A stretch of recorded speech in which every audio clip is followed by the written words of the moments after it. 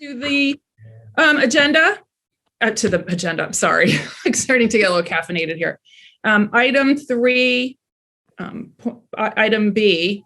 I just wanted it to be clarified to say the group reviewed and discussed the draft list of town manager recommended projects, because we did go over Maria's list at the last meeting, but that was all we talked about. So I would ask if somebody would recommend and make a motion to amend those minutes to include that wording. And that would be Heather or Amber. Yeah, I'll make that motion. Thanks. Heather. Thanks, Heather. And all those in favor, say aye. Aye. Aye. Okay, great. Thank you. Next up on the agenda is we're going to have Chief Bolter talk about the potential ARPA use for the police therapy dog that we've talked about in the past. So I'm going to turn it over to you, Chief. Okay, thank you. So I think everybody is fairly aware of the proposed program, and we're well on our way to hopefully securing a dog sometime soon here. There are several programs that we've looked at that will provide a fully trained dog at no cost to the town.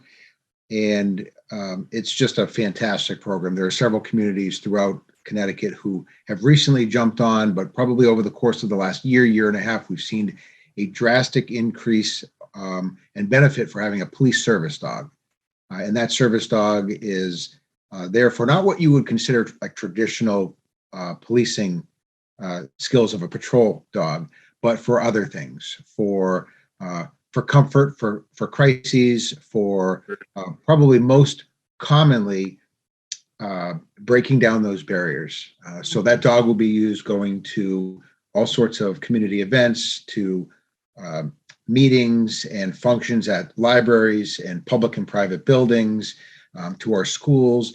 And as you know, like if you walk down the street and you see a dog that you think is cute or wants, you want to pet that dog, you automatically start to engage with that person.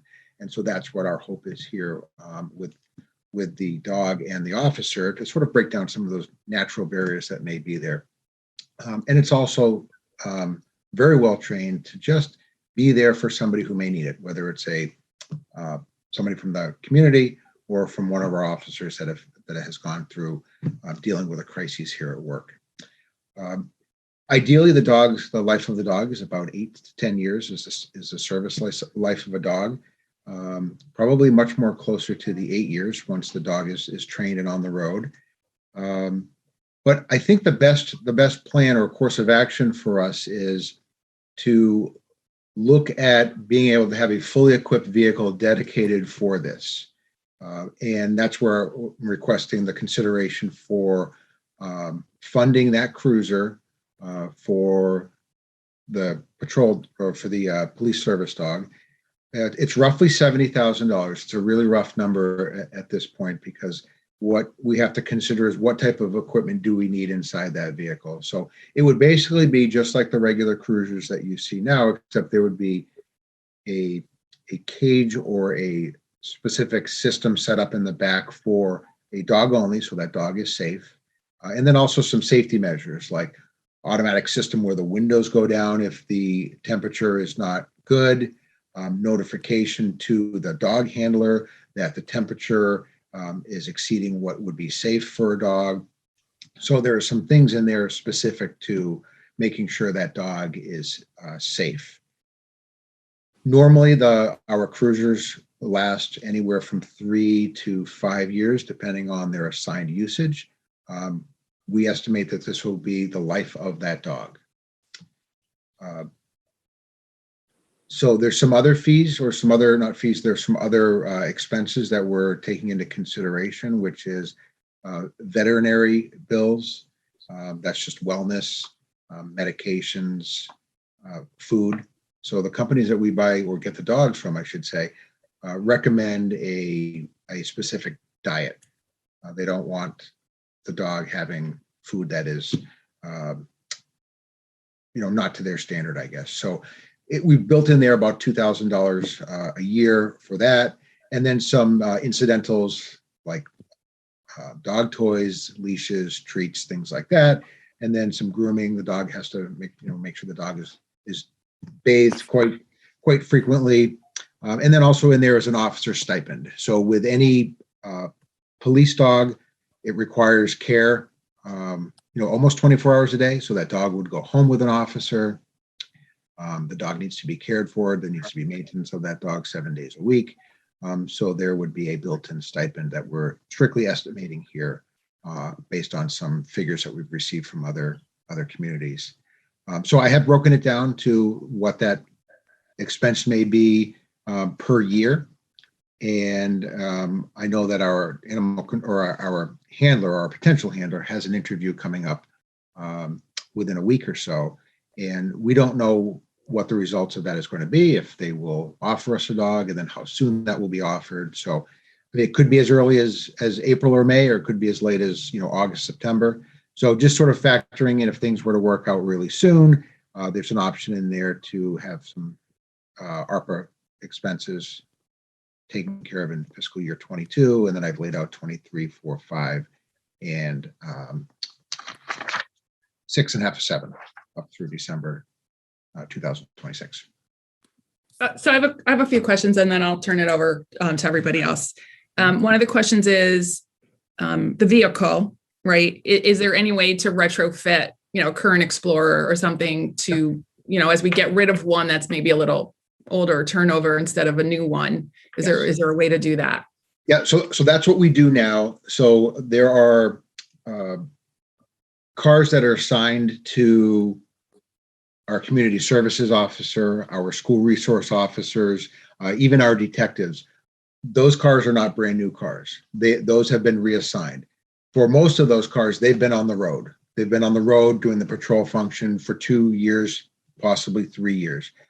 If we know that we need to replace like a community services officer's car or an SRO's car, we will pull that car a little bit early, so it has a little bit more life into it. Instead of waiting till about the 70 or 75,000 mileage, which may translate into about 200 plus engine hours, we will pull that early, and then we may have to change a few things in it and then reassign it.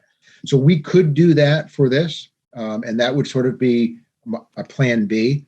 The issue with that is that we then would have to pay the cost to take things out of a car to then put into a new car.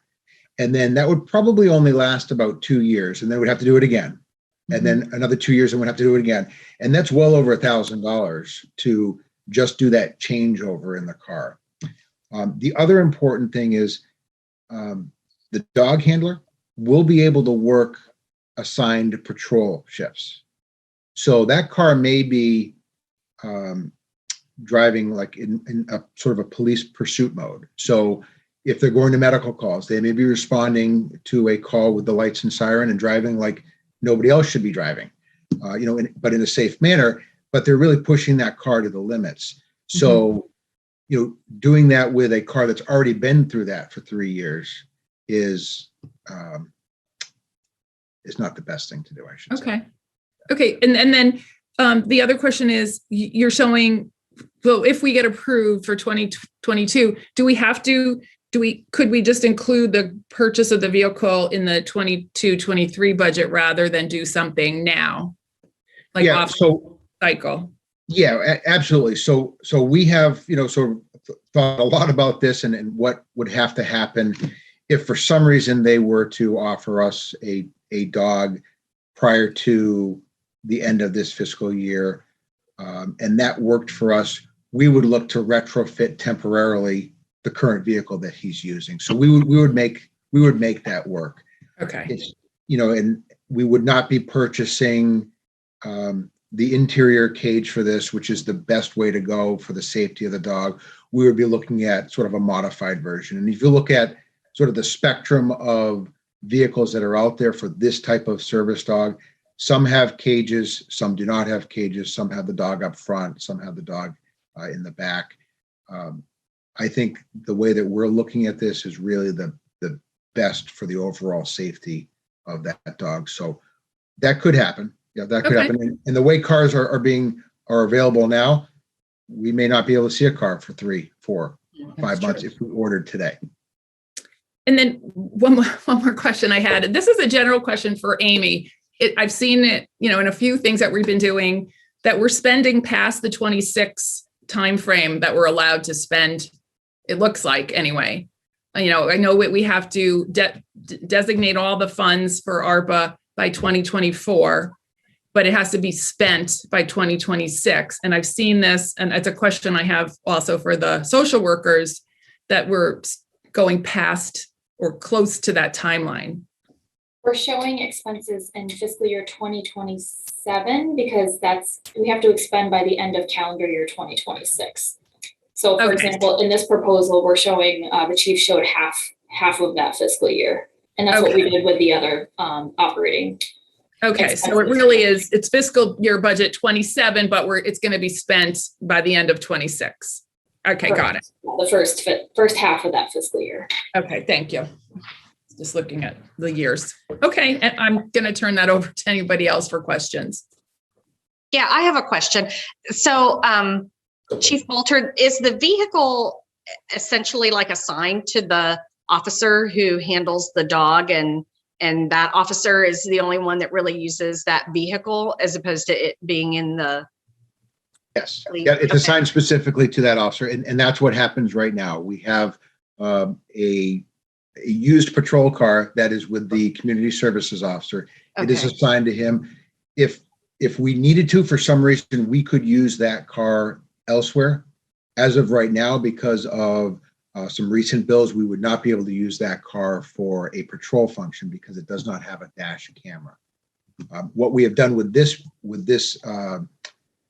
a new vehicle would be to make sure that that vehicle is equipped with Okay. a mobile data terminal, a computer in the car, as well as a dash camera.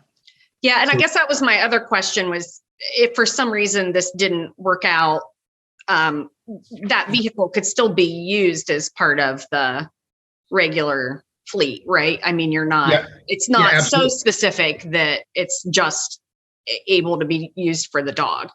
That's correct. That's correct. So we're looking at, actually, there's two different vehicles. We can look at an Explorer, which would look exactly like all the others. Mhm. And you're absolutely correct that if we needed to refit that car, we could take that dog cage out and put in a single cell enclosure for somebody else if we had to transport somebody who was under arrest. Mhm. And the other vehicle that we're looking at is a police rated pickup truck. So it's very much the same thing, except now we have an area to put any, utility type of equipment.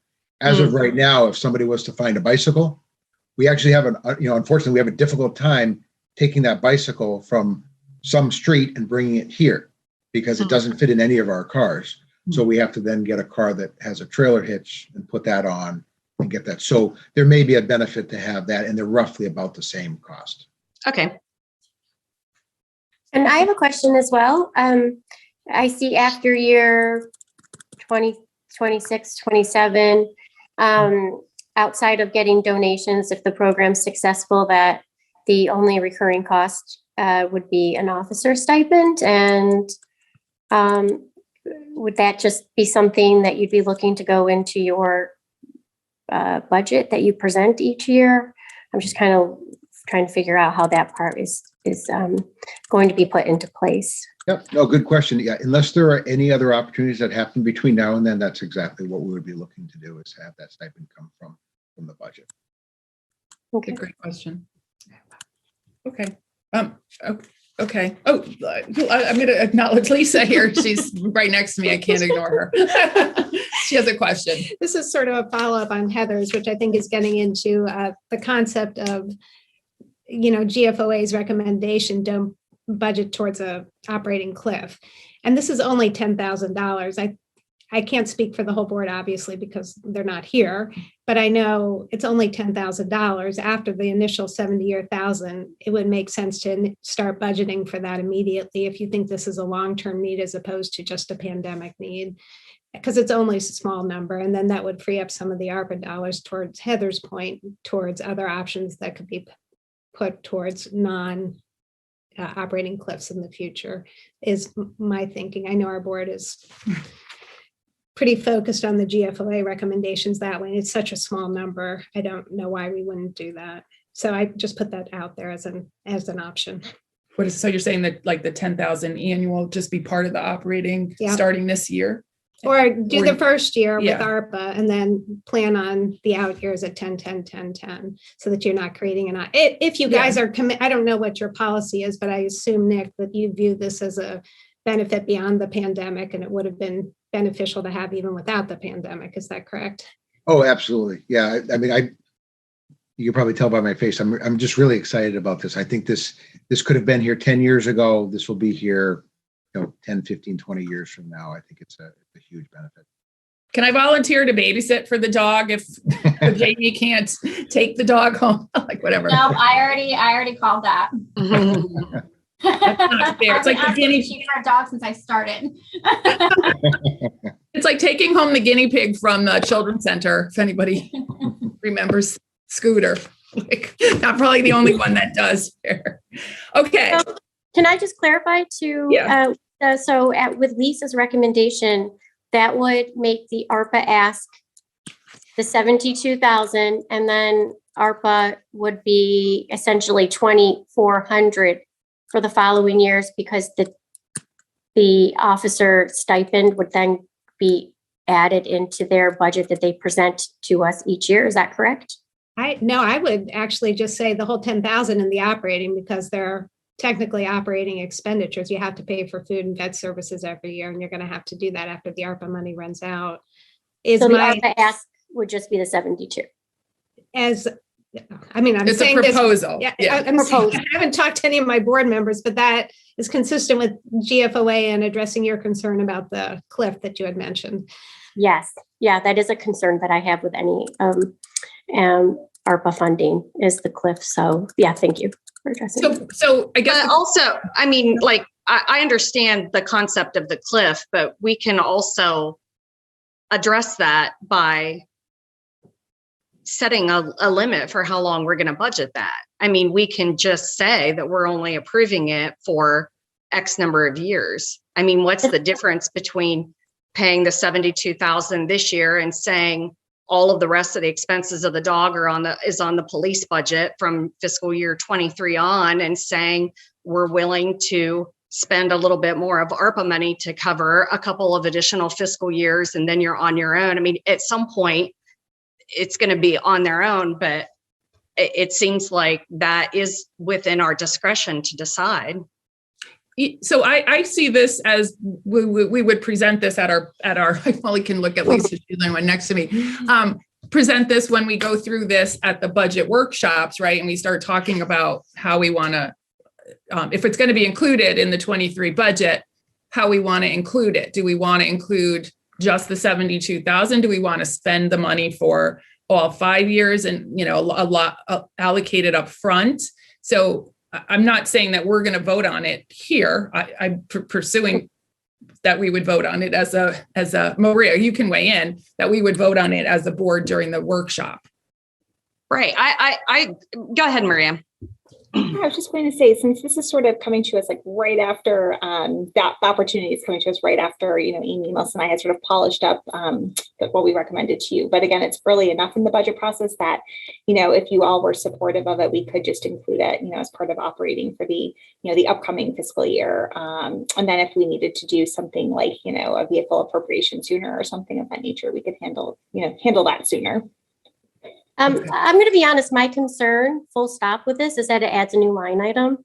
I'm concerned with using any ARPA funding that then adds a new line item, because all it does is just, although small, adds a new tax, something else for the taxpayer to have to pay in time. So I just have a concern with that. Full stop. I think that is a valid concern. I think that this is going to be a bigger issue when we look at other things like social workers. And I think we can have a more fulsome discussion about that when we look at those, ARPA expenditures. I think that's going to be where this issue is going to really be a factor. But I do think that it is something to be mindful of, but it is also within our discretion to say we're willing to fund something for a certain period of time. And then after that period of time, it either becomes part of the budget or it doesn't happen. It doesn't continue. I mean, but I think that's something that we as a board will have to decide. Yeah, I mean, I think that's easy to say in concept. The one thing that I think just in general, and I think it happens across the board with governments, it's very difficult to give something and then take it away. Agreed. Well, that's again, that's what we're going to run into with the social workers, which we haven't even discussed.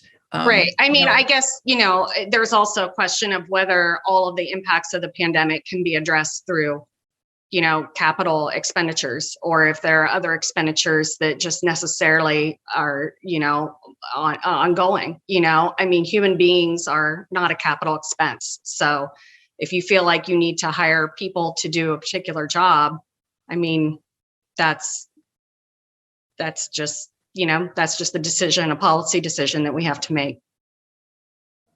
So this is a question, kind of a question of semantics.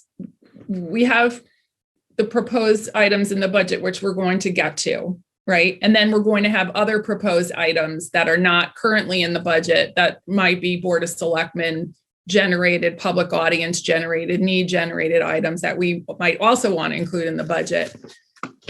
Right here, we have a forum to discuss those and move forward the items that I think we think should move forward. But the full decision on whether we include them or not is going to come, I believe, at the board in the Board of Selectmen budget.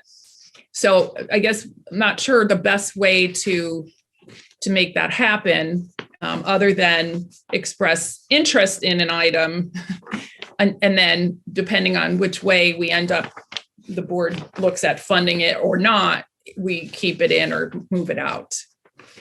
Because we still have to talk through, like you said, the extended time on the social workers. The capital ones are kind of easy, but the ones with operating.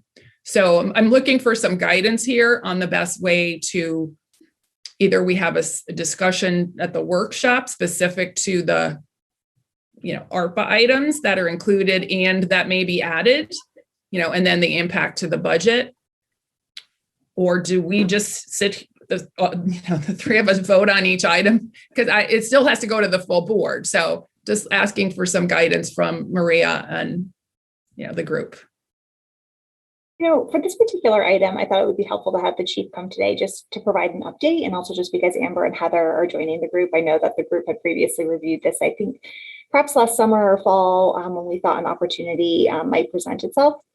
My suggestion would be is that we do this as like a flagged item, for budget workshop day. I think it would be helpful if, there was some consensus from the group on this particular item heading into budget workshop day. If there's not, that's okay too. We are working through the budget workshop slides. As you may recall, we usually have a series of what we call the items for further discussion, or the policy items. And one of those,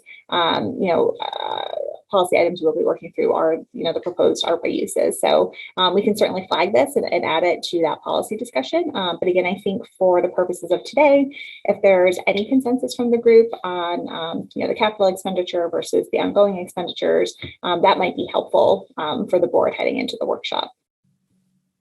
Well, I'll give my feelings is I was the first one to, read about the therapy dog, and then Amy and the chief had said that they were already talking about it. And I just think it would be a really good thing for the community. I'm concerned about the cash outlay for the capital for a new vehicle, but we can accommodate that. And then the concerns for the ongoing costs, I definitely hear what Heather's saying. And even what Lisa said is one is to not include it, one is to add it into the operating. I would be willing to explore those as options, but I would like to see if we're going to outlay anything for 2022 that we do it just as part of the budget, for the vehicle included in the 22-23 budget, just to make it easier. And then the town's going to vote on it at referendum.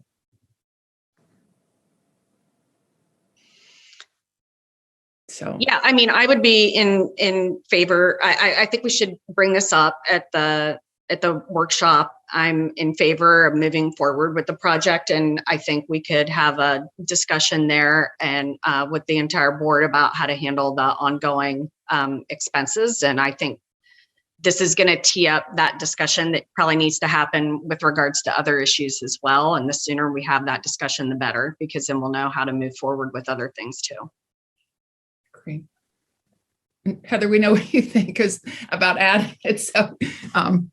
So I think the consensus here is to move it forward, but yeah, it still has some things to work out, and we need to present it to the board and figure out the ongoing cost situation, which applies in different areas too. Okay. Now I'm going to move along. Thank you, Chief. If you're still, oh, he's gone. He didn't want to hear all that. Smart man. So the next item is the draft policy resolution that I believe we got Bob D on here to explain this to us. And just there's been some back and forth and confusion, at least for me, on how we handle this money outside of the budget process. That at one point we were talking that it would require a supplemental appropriation. And that was kind of the thinking. So it just would be, if it's not in the budget, each item goes before the Board of Selectmen, and then it goes to the Board of Finance, not to second guess us, but to just say, yes, we could designate and use that funds for that when we choose to use it. So I don't really understand this, Bob. So I'm like you to explain it to me. If that's, or Maria, however we want to proceed here.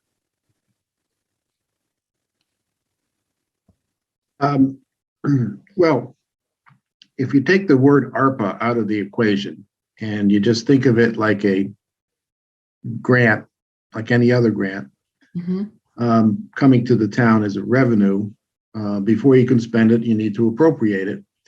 And appropriations are done by the Board of Finance. And if it's a supplemental appropriation, it can only be done upon recommendation from the Board of Selectmen. So grant comes in as a revenue, Board of Selectmen determines what it should be appropriated for and sends the recommended supplemental appropriation to the Board of Finance for review and approval.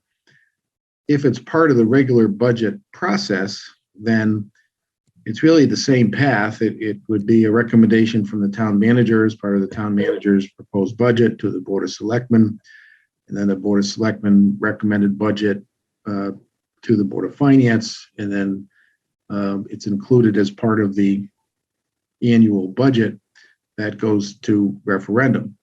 What you just did for the police dog is, that will be a supplemental appropriation if you want to get it started before July 1. If it's money that won't be spent before July 1, you have the option, but not the obligation, to put it in the annual budget. Now, the question comes up about how does a special revenue fund fit into all this? The special revenue fund was established by the Board of Finance in September, I think, or maybe it was earlier, maybe it was June. I saw two supplements. I think it was June and September. Is that right, Amy? Yeah, but there was no, at least from what I saw from the minutes, there was no dollar figures appropriating that money out of the special revenue fund. So with this grant, which is a multi-year grant, it's sort of standard operating procedure to take the grant money, put it in the special revenue fund, and then appropriate it out from there. I think the step to be taken in terms of this particular grant, the ARPA grant, is to determine what areas of allowable ARPA expenses you want to spend the money on, and then send to the Board of Finance the allocation of the ARPA funds, and then they would approve the appropriation out of the special revenue fund, just like you do with every other grant that you receive. And it's really not up to the Board of Finance to determine whether you should spend it on police dogs or public health recovery or business recovery. As long as it's ARPA eligible, the policy decision on how to spend the money is really up to the Board of Selectmen upon the recommendation of the town manager. So what you have here is an excerpt from a resolution that I drafted just to create a template, really, for a paper trail for the ARPA grant, because, all of these grants eventually will be subject to federal audit. And in talking to town attorneys from around the state, it seems everyone is advising caution and additional procedures to be able to document 3, 4, 5 years from now how you spent the ARPA funds. The basic rule is that the ARPA funding process should go through the local appropriation process, however that's defined in town charters. And I think that's what you're doing here, essentially, with this resolution, sending it from the board, approved by the Board of Selectmen and off to the Board of Finance. Now, you may want to put greater dollar specificity behind some of these program expenses, but that would be something that the Board of Selectmen and Board of Finance can work out collectively, I think. Does that answer your question, Wendy? Well, I just want to, Lisa had a question, but I was just looking at it. I mean, I don't think we should just have a blanket. To me, it reads like a blanket appropriation, special supplemental appropriation that says we can do anything on this list however we want. And I don't know if that's the intent of it or not. I mean, it's entirely up to the Board of Selectmen, the format that you want to put it in. I mean, the town manager has made a recommendation about the programmatic categories, and then attached to that is a proposed ARPA funding budget with, different projects for different years. So the proposed budget with the resolution, the formatting of that is really up to you as a Board of Selectmen. And to some extent, it's governed by what the Board of Finance will require before they act on the appropriation request. Yeah, Go ahead. so I can speak to that a little bit. First of all, thank you for your work on that, and thanks for everyone. And I want to start out by saying, I think perhaps there's been a perception of a controversy here, and I don't see one. Maria and Wendy have been very forthcoming with me about the projects proposed, and so far no one's objecting to any of the projects. I think this is more, what does the law say, and what's the best process to use? And from our perspective, and if you don't mind, I'll just go into a little bit of detail. I agree with Bob. We should follow the local process. And in fact, every town in Connecticut is doing that. And our local process has 2 ways to appropriate, 1 at the budget or 2 through the supplemental appropriation process.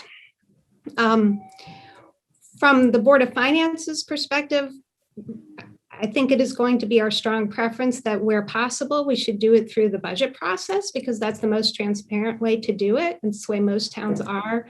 And the voters actually get to vote on it.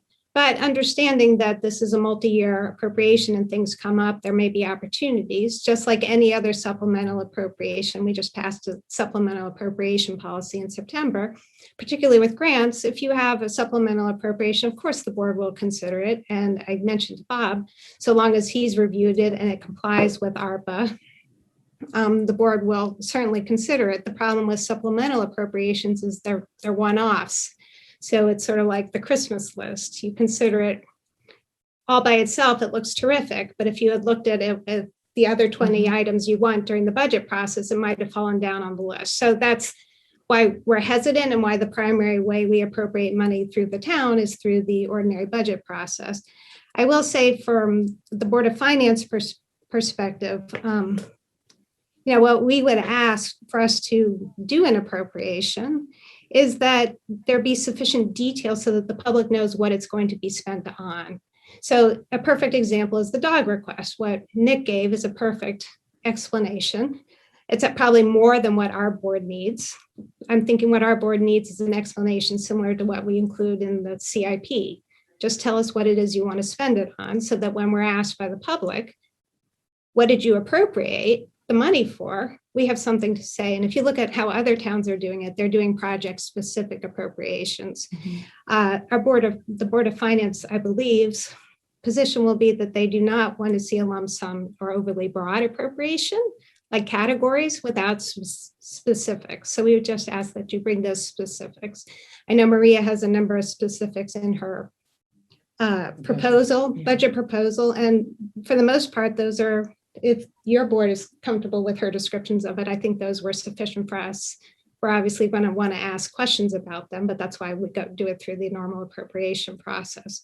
So I guess our feeling is if possible, do it during the annual budget process. If not, do it through the supplemental appropriation process or emergency appropriation process if a need arises and the pandemic comes roaring back. And for transparency purposes and consistent with the current best practice, it's probably going to be our guiding principle that the appropriation request be described with the level of detail similar to those in the capital improvement project sheets. It's also, we've seen from the Treasury Department their strong emphasis on also CCM and the National League of Cities, and anyone who's looked at a GFOA, they really emphasize the importance of transparency with the public. We saw what happened with West Haven when the spending was done. This is a way to protect Maria and Amy, actually, because the last thing you want to do is give an appropriation that's overly broad. An appropriation is, just to get everyone on the same page, it's a political act taken by elected boards that give the authority to spend. The spending act, the expenditure, is actually done by town staff and not by the Board of Selectmen. So if you give an overly broad appropriation, it's to town staff, it's not to the Board of Selectmen. And just for transparency purposes, I think we should do it like every other town in the state of Connecticut. And that's going to probably be the position that the Board of Finance, you can expect the Board of Finance to take on this. To me, this seems totally uncontroversial because we do that every year in the budget. We do that every year with supplemental appropriations. It's sort of come up, Amy and I have been for the last few years trying to understand what the special revenue funds are. And for many years, it's been confused and people have used them and we weren't sure who was expending from them, where was the authority, because it wasn't well documented. Some of these were established even before computers. So I would say, let's not look back to the way we do it. Let's look at what is the right way to do it. What is the legal way to do it? Washington State's nonprofit that advises municipalities says special revenue funds actually need an appropriation because the charter and the Connecticut state statutes say all expenditures need an appropriation. And truthfully, they're not that hard to do. And once an appropriation is granted by the Board of Finance, the Board of Finance has zero role in the expenditure part, other than we can review it and say, hey, what did you spend the money on? But the expenditure then leaves the Board of Finance's preview and goes to town staff. So that's, I think, what you can expect from the Board of Finance. Lisa, this document that was attached to the resolution, that looks like the level of detail you just described. Well, that's the budget session. Like this is right. This is in the budget. So yeah, I would say that that's probably accurate. And, when it comes to us in the budget, there's usually a budget capital description sheet that goes with it. So yes, that's what I'm saying. I'm not asking anything more than we already do. I would suggest just an added column for each one of these to tie it back to the program area. For instance, the Terrafield Park Court replacement, looks like it would fall under the program area called capital projects and purchases for playgrounds, trails, just so the project and the program area from the resolution tie into one another. Other than that, I think it's all there as far as I'm concerned, in terms of the project description sheets. Yeah. I mean, we're not looking for massive, and then next year when you come to us, or if you want to do it before the next year, you would have to come for the actual vote because we're going to appropriate by project, not by a lump sum. Yeah, but once the project, if it's a multi-year project, is appropriated from the special revenue fund, I don't know that it comes back to the Board of Finance. Correct. If it's a multi-year project, if we've appropriated it and it's going to be done over multiple years, it doesn't come back. But we're not going to appropriate a project that's scheduled to be approved next year, this year. Well, that's up to you. So can I just ask this to bring it to my understanding level? So right now, we're trying to do as much as we can in the confines of the budget, right? Because everything's aligned. We get the documentation that we need. We have the opportunity to discuss each project and how we want to fund it out or not. I thought this really is about the off-budget cycle expenditures out of Arpa that we don't have known now. So for instance, we had proposed the 501c3 program a few months ago. And we haven't moved it forward because there was a confusion on how it was supposed to be appropriated, I guess, in that we originally were going to attach it to an agenda as a supplemental appropriation that we want to use, $250,000 for this 501c3 project with some detail on the project and all the documentation Amy, Melissa, Maria and Bob put together that we reviewed and approved. And the question was, what do we do with it? And that was where that whole back and forth came. Do we do a supplemental appropriation for that? Because I think that's the perfect example of what we're talking about. Is it? I'm just asking. So you would do a supplemental appropriation. Right. Yeah. Okay. So that's what I don't understand then what this says. I'm just pointing to your document. Like, is this what this says? Because I read this as we don't need one for each project. We just do a blanket one off of cycle. So I'm just trying to understand that. You could do it that way. You could do a supplemental appropriation for everything on this list. Yeah, but I don't think that's transparent. I don't think that shows people each project that we're doing, right? You may choose not to do it that way for that reason, but you have the ability to do it that way. Except I'm saying the Board of Finance will probably not grant that appropriation because it's overly broad and not specific. But if one thing I did want to follow up with Bob, Maria, if you came to us and said, I want an appropriation for all these out years, that would be something our board could consider. But then if you change your mind or there's a new board that comes in and wants to do it differently, they'd have to come back to us to change the appropriation. I'm not sure that makes sense. It gives you less flexibility, is sort of the concern. If we treat it like the CIP, Maria's done a great job with getting the capital prioritized, and as things come up, moving things in and out. I would think you would want the flexibility to come back and say, hey, this was the plan, but whoops, this other thing took more urgency. Let's go ahead and appropriate it later. So that's more, I think, an advantage for Maria and her staff. And I don't know how our board would react to that if you want to lock in that. I mean, it's my concern about doing that is that future boards, I love Heather and Amber and Wendy, a different board may disagree with you in the out years and may want more flexibility on how to spend that money in the out years. If you do like the social worker, which is a multi-year appropriation, if you decide that's what you want to put forward to us for an appropriation this year, it would be a 5-year appropriation for $1 million. And we would then assign that money or move it into I don't know, Amy will figure out how to do that. But that money would then be dedicated and could not be spent in future years unless there was some other action taken by the Board of Selectmen and the Board of Finance. I don't know how you get rid of it. Couldn't be spent in future years on things other than the social workers. Correct. Unless and it might be that a new board says, hey, we don't need the social anymore, but we're stuck with this appropriation. And oh, by the way, we authorized it in 24 and year 25, we don't need it. What do you do then? Oops, you got to pay for a social worker that you don't need. So that's the disadvantage of doing it that way.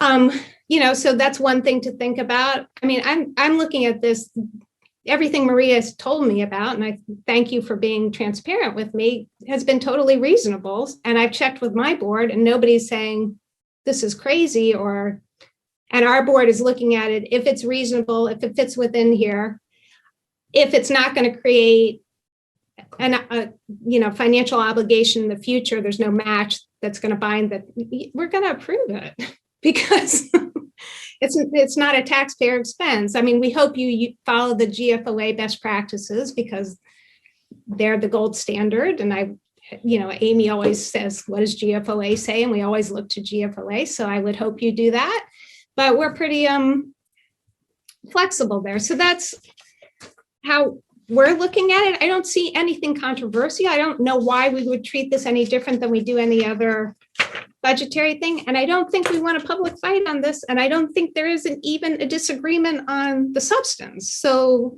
if we can just get it to the system where I think in the future, and perhaps we've been a little lax or there was certainly some confusion with some of the special revenue funds, but if we can get to the point where every expenditure needs an appropriation, even those in the special revenue funds, and just start doing that going forward. And truthfully, if you guys have done your job and we've done our job, by the time it gets to us, you've already built consensus. Maria's called me, Amy's and Wendy's talked to me, Amy's talked to me, I've talked to my people, the Republicans have talked to their people, and we know what's coming. And by the time it gets to us, it should just be administrative. If we do it the way that the Treasury suggests by building consensus, by the time it comes to us, this should be not even a controversy. So Well, I'm sure that, I mean, I've never seen anything from Maria, Amy, and Melissa that wasn't backed up by a volume of materials to support it. So I would expect this would probably follow the same pattern. which is why I don't think it's controversy at all. I mean, the thing I look at it is, the appropriation process, you say, why does Lisa care about that? And it's because it's foundational to democracy. We're watching what's happening in the Ukraine. This is what separation of powers means. It means you do have to go through the legal process of getting the appropriation from a different board, because that's part of the checks and balance system, not only in Simsbury, but in the United States of America, that we're trying to defend and, be passionate about watching with the Ukraine. So, and again, there's no controversy here, because all the issues Maria said make sense to me. Wendy, whether you guys decide that's what you want to do, but some of the other things you're considering, everything on this list seems reasonable. It's really your priorities. And by the time it gets to us, it's just, is it legal? Or is there going to be another financial obligation on the town that we can't afford in the future that you guys haven't accounted for? Is there a cliff? And if there is a cliff, how are you going to deal with that? Do you have a plan? And if you don't have a plan, we might say, can you give us a plan? Because we don't want to have future boards deal with it. Matt's plan on the cliff they're creating with the social workers, they know that the cliff's coming, so they're banking money in their educational cost sharing things so that they can extend that if it's needed. So there are ways to come up with plans on that.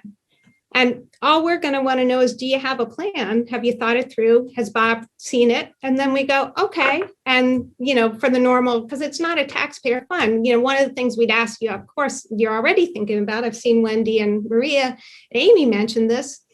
Can you use some of the current things that are on the CIP for this so that you can reduce the debt service in the future? Yeah, I mean, but that's a policy call for your board, because you might say, oh, no, we've got this health emergency, we've got this other emergency that we need to take care of first. I mean, that's really the policy call of your guys, but we'd ask you to consider that and look at it.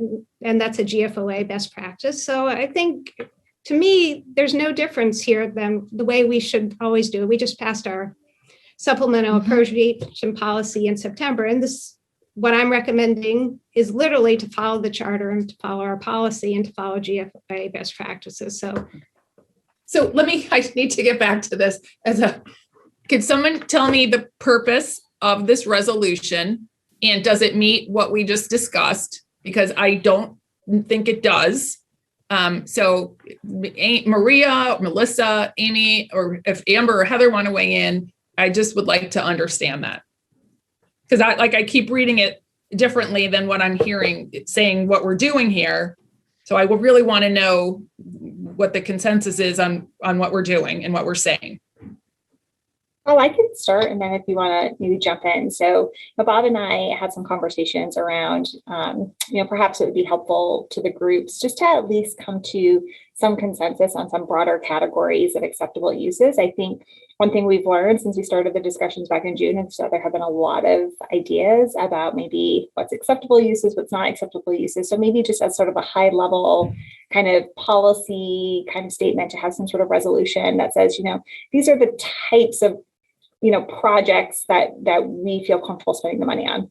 And then, of course, from there, right, then whether it's through the budget process or another process, you're identifying specific projects, but to have some sort of overarching, again, whether you want to call it a policy statement or resolution. So is this like the mission statement that I keep talking about? Yeah, maybe similar, sort of like, again, like an overarching like policy kind of resolution where just conceptually, like this is what we feel comfortable on. And so we really did our best. We've heard so many ideas from so many different folks, but also trying to keep within the spirit of what the intended uses were, and just try to come up with some like high level sort of maybe concept areas, that folks would be open to. Also, and right, that helps us from, preparing operating, maybe recommendations to you all, or capital recommendations, again, is having some broad guidance in terms of things that you're comfortable with, because, maybe you don't want to do business recovery programs, or maybe you don't want to spend it on mental health and well-being recovery. Like, there may be subject areas that you just don't have an interest in, and that helps us not waste our time as well as your time, if we know there are some broad areas that you don't have an interest in. So it's just our thought there. Yeah, just to clarify, so this is not a request for an appropriation. This is really a policy statement. Is that correct? That's what we were thinking. And then, like this, as Bob was saying, whether it's through the budget process or a supplemental, like those specific project requests would still come to you. That makes a lot of sense to me. Yeah. I think it was confusing because it read like you were asking for a lump appropriation of the full amount and you would spend it on these categories. But if this is just your policy statement, it doesn't even come to us for approval. This is just what you're going to use as your guiding statement. And when you come to us, you'll do it in the normal appropriation way. You'll make a motion for an appropriation, and here's what the project we're going to spend it on. So for an example, Bob, if they decide they want to do the supplemental appropriation on the dog, they would, policy statement, does it fit within our policy statement? Yes, it does. Then at their next meeting, the Board of Selectmen would do a motion, and Maria, you would draft the motion, and you will say it better than I could, but it would be requesting an appropriation to the Board of Finance for an expenditure to purchase $72,000 for dog startup costs. And it would literally be maybe a paragraph. Maybe you would give the background and it would come to us, and we would say, okay, has this gone through council review? Is this something that can be spent legally through the thing? Bob has looked at it. He says, yes. Are there any future obligations on the town? Yes. And then you'll either follow Heather or Amber's recommendation on that in terms of operating. Can you close that? Yeah, I think the purpose of purpose of the resolution is to, like you say, adopt that policy statement. And Wendy, it could even reference the mission statement that you've talked about. But the dog is a good example. Use that as an example. If and what is sent to you could reference that the specific program it falls under. And it sounds like the dog would fall under mental health and well-being recovery. Yeah. So you would know which cubbyhole that appropriation fits in terms of the overall policy, because the policy statement's been adopted. Right. And then you can tie back the request for an appropriation back to an adopted policy statement. All of this is geared towards creating an audit trail. Yeah. So then I would just ask you to clarify and take out the word appropriations in number 1, because that's where the confusion was. Pursuant, you're writing, you recommended the following appropriations. And if we could change that from appropriations, because Maria just clarified that it's not an actual appropriation, it's the policy statement. So if I think you could replace appropriation with funding from the ARPA Special Revenue Fund for the expenditures. Use the word funding rather than appropriation, because appropriation has very specific meaning. But I think if you use funding, then it would signal that the Board of Selectmen would like to fund the bullet pointed programs that follow. I would just ask you remove the reference to the supplemental appropriation section 809 and just make it is the policy statement of the Board of Selectmen. Because it may not all be part of a supplemental appropriation. Some of these things may fall into the regular budget. But so if you could change the language to, well, we haven't agreed that we've. But yes, concept wise, it is really the priority spending under ARPA for the Board of Selectmen will be the following categories, something like that.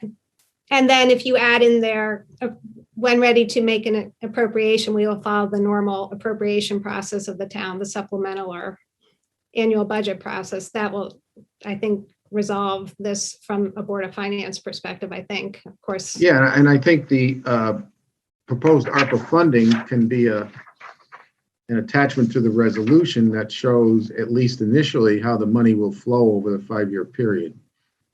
We don't have that. We don't know that yet, though. Yeah. We don't. So that we haven't gotten to even that yet. No, but once you decide on that, you'd Right. want to see a 5-year chart like this to show how the money moves over the period of the 5 years. So Maria does that really beautifully in her budget book with CIP and CNR CIP. So it could just be an additional CIP thing once the Board of Selectmen has that, with the understanding, unless you want to commit future boards, that you just vote on the current year and then let the future boards, who may be different than who you are, decide to do some of the out years as needs. For those projects that involve capital improvements, you have to commit future boards because you're going to enter into. No, not for the ones you've approved. Of course, the ones you've approved carry on, but there are some that aren't slated to be approved until the out years. Mm-hmm. They don't start until the out years. And for those, a new board might come in and say, oh my goodness, you just tied our hands. We have no desire to do this project. What project would we be committing would be in out years? What would be an example of that? Hold on. You can look. So you have the Simsbury Playscape in fiscal year 24-25. A new board might come in and say, wait a minute, why are we doing that? I'd rather do Terrafil. Or I'm looking the Lake Basile. I think it's the Lake Basile Dam. Yeah, it's 130 in 24-25. That's one. Or the Terrafil Park Pavilion in 23-24. Maybe a new board comes in and says, wait a minute, I'd rather spend that on Terrafil Park renovations. Or a new board comes in and says, I don't know, the 400,000. Doesn't that happen on the CIP? Don't we? Precisely. That's exactly my point. The CIP gets voted on each year by the new board. A plan is presented in the current year for 5 years, but the Board of Finance only appropriates for the current year. So that way, next year, if a new board comes in and changes their mind and reprioritizes, they aren't stuck with your decision. Not that you aren't great, you are, but they may have a different opinion, especially if there's a new election. So the idea would be to treat it like any other CIP and to do what Maria is suggesting, create the policy statement, take out any reference to appropriations, because I don't think our board, would support this general concept idea of appropriations. And then when you're ready for one, just bring us the specifics like you do every year, like the normal budget process. So let me ask this question. So let's look at the Lake Basile, whatever. And it's targeted so anything that we have targeted, Maria has items targeted for the current year, for the current year budget, upcoming budget, right? Those are simple. I'm just going to say, I'm going to find one that's simple on here. Let's just say we agreed to do the library variable air volume control. All right. So we agree that's in the current year budget. It's all set. It's in the CIP or CNR. Then we have this one out in year 24-25. So we're really voting on the current year. And these are projects that potentially we're saying yes to in future years. Correct. So the question that I'm hearing here is what guarantees that 130 will be used for that dam in year 24-25? There's no guarantee other than the vote of the board saying, yeah, that looks good for next year. But then I also heard the question to Amy, is there a way to allocate funds now and designate the funds for that year now to use for that specific purpose? Is that legal? Sure.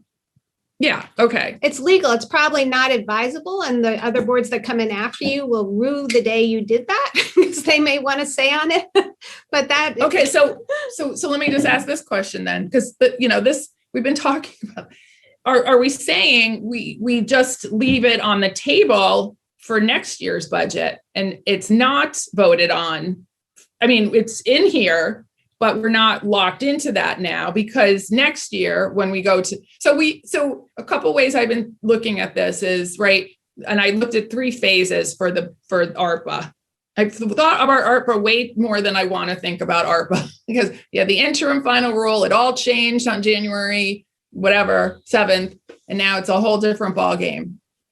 But we have everything for this year. I forgot where I was going with that. Oh yeah. So phase 1 is the projects that we're going to do as part of the 22-23 budget, right?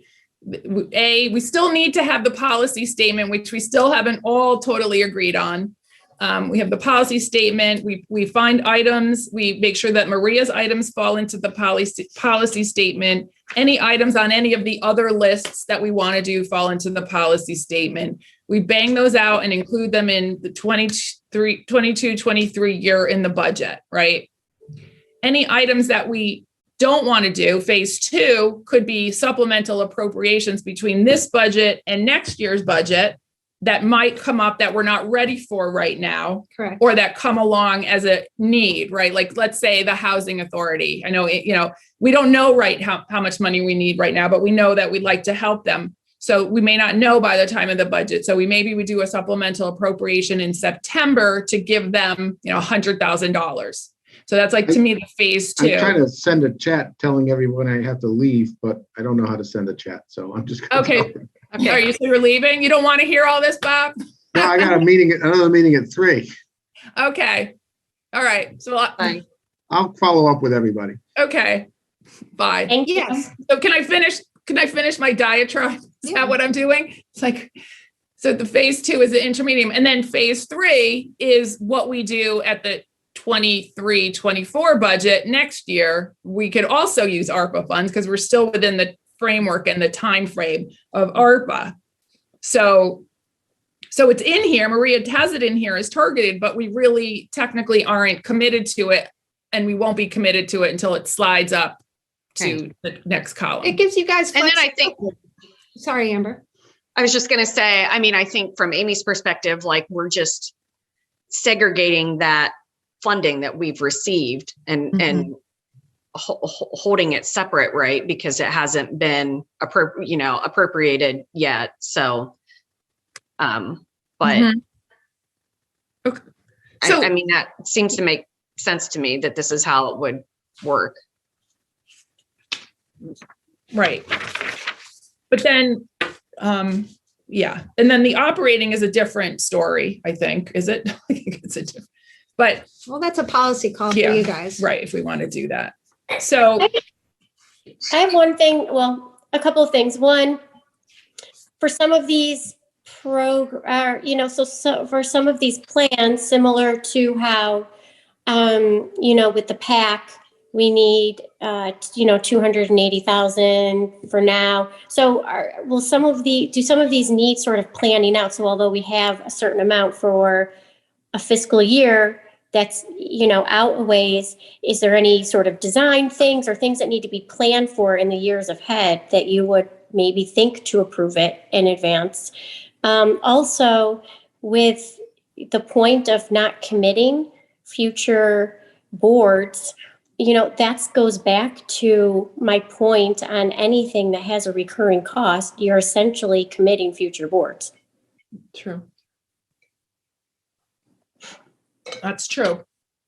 In terms of the capital, I just wanted to say, because basically we create a 6-year plan for capital and CNR, right? And what we did was, when we were building the budget, we went through and said, which of these items could we potentially recommend using ARPA for? So that's where we filled in the funding source. And then we pulled those items out and presented up here. If we have a funding source available, and maybe I'm wrong on this, but just a thought, if the boards were comfortable using ARPA funds for those projects, couldn't we just show them in year 1 Right. of the capital? And that way it's done. You're not waiting several years. It's just that's where they were programmed based on our, needing to smooth year to year and prioritize and that kind of thing.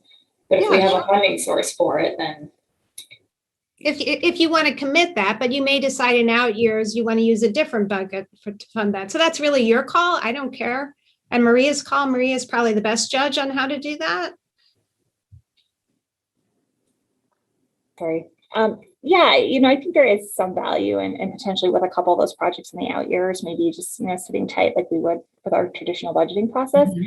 Jeff did a really nice comprehensive presentation on our dams and some of the associated footbridges that go along with our dams to the board in December. And, many of them are old. They are in operable condition, but it's one of those things where it could change at the last minute and we might need to do it sooner, or it might hold up a little bit better and we could push it out. And those projects are a little more substantial too, just in terms of capacity. Something like the pavilion, that's something, we could always, I think to Melissa's point, bump up and put into year one. I don't think that would be, an issue to do that, even if we didn't have the capacity to do that in year one, and just knew that we were going to probably do that in year two. And then I think the other one for the project, that's part of a larger systems project. It's about 2.7 million from our facilities master plan that it's against just the whole systems to the building. So electrical and, plumbing and HVAC. The HVAC component alone was about 1.7. But that again is a project that we were looking at doing, in out years. Could that potentially shift a year or two? I'd say so. Yeah. Maria, I have a question. The Flower Bridge, I don't see on here. Isn't that planned for 23-24?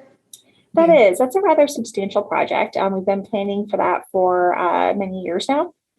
We did recommend under my proposed budget, breaking that project into two pieces and to do the design phase in the upcoming year with cash. That's $280. And that was built into the overall cost of the total project. But we really thought that would make sense just to make the most over the season in which we have to close the bridge to actually do the restoration work. Again, we were really trying to balance, things that were programmed and again, maybe some areas that we weren't necessarily planning to bond for, or, trying to smooth debt service. And again, that was sort of a project that we've been planning for so long now, and it's been part of our debt service modeling. Some of the other things like the dam work, that's something that again came to our attention more recently. So that was, some of the reasoning with, how we picked some of the projects. I think what she's asking is it not on this sheet? Right, because we recommended continuing to fund that with bond funding. Okay, right. Of the restoration work, right? The design work, though, we did pull out and recommend funding in cash in the upcoming year. Okay. Maria, do you have any information on, when I look at this list, I'm just curious, one, to see at one of our upcoming meetings, more data on the town's need for 2 social workers. And in addition, are there, with some of these projects that we're doing, is there any type of information on savings that we will see from some of these new efficiencies that may come from climate control improvements and certain things like that? Yeah, so those ones in particular, when we get further down the road with the project, again, that's an old building and the system's not efficient, so we'll definitely get some efficiencies there, and I can ask Tom if he has those estimates for that project. Okay, thanks. So are we saying the items that we want to use capital for, CNR capital project items, we want to try to have them in 22-23, right? Because the out year ones are really just placeholders for future ARPA use that we could either bring up next year. But technically, we're not spending them now. Heather, were you going to say something to that? Because I don't know if I said that correctly, the way I want to. Well, no, I was just thinking, so it says total use of funds, 5.5 million. Right. There's still, looking the 501c3 potential allocation and housing. We are still waiting on 2 proposals from Main Street that will be coming. Mm-hmm. And then it just seems like then the money's done. Yeah, I agree. I think we should talk about these items too, because there's still a whole bunch of other items out there that aren't on this list or this budget list. So yes, there's a lot of good things here that are kind of town, Board of Selectmen initiatives, but I think that's what I kind of thought this group would regroup on and hopefully work on, so we have something to go comparison at the workshops next week to see what other projects that we want to consider as a board. Yeah, and I was asking Maria, so I was talking with Maria about this earlier, but we did our goal setting session, but we didn't really complete that, and we prioritize them, and we don't have in writing what we've decided as our board as our goals. And I think it's difficult to make decisions on the budget and even ARPA funding if we don't know what is actually mapping to prioritized goals of our board. It just seems like I think we kind of need to get that done first. Or if not first, soon. Yeah, no, I was thinking that too, that we don't, like, the goals that were set, are they based on, I mean, the last year goals transferred over to this year? We did go through the goals, but we never regrouped on those. So they're kind of bigger picture goals that I think that are just always out there. But, we have not finalized the goals or prioritized or discussed some of the items. So I'm not sure the timeline for that happening. But, some of these are just goals that we would have. I think to some extent that is just going to have to get hashed out as with the 6 of us as we go through this process this year. I mean, we're running out of time to probably go back and revisit that. And, I think we just got to move on and push this through, and we're going to come to a consensus as a board during the budget workshops. Well, that's at this point, that's kind of where I fall, but I agree. We don't have all of our goals really formalized or ranked or rated or prioritized. I mean, one thing that I like the idea of doing is that beside each of these, like on this proposed ARPA funding worksheet, or even on, like, I put together, Wendy, look at this. This is your master sheet. I put it, you can't really see it, but I put it together in like one big spreadsheet. But I like mapping that back to this resolution, because I think that even though, I know Lisa mentions the GFOA and I understand that guidance, but I do think that, there are certain categories that are under ARPA relating to, mental health recovery that do not really lend themselves to, unless you're looking at it in a very broad sense, some of these projects. I mean, there is real mental health crisis happening in the country. It's not just happening in schools, it's happening and affecting people, outside of school as well. And I do think that it is, it's not, new playground equipment is great, but that does not really address some of these issues that are significant and serious. And I think that, we gotta, I realize what we're trying to balance here, but I think that if we map out to these categories, if we cut out everything that creates a potential cliff because it's a person or a social worker, then we might not really devote hardly any ARPA money to address some of, the greatest suffering that the pandemic has had on certain members of our population. And I think that's something that we need to keep in mind. Well, Amber, I'm sorry if I gave the impression I'm not supportive of the social workers. I'm very supportive. I've got children and my whole family's in education. So that was not my point. My point was, and in fact, we don't know how long we're going to need them, but we know we need them probably for the next 4 years. So that's why we're doing it. And to me, that's an absolutely appropriate. I mean, obviously GFOA, and to Amber, your point, the first priority is health and public safety. Then, to the extent you can. Yeah. But so I was not, if I gave that impression, please. But we haven't even, let me just step back.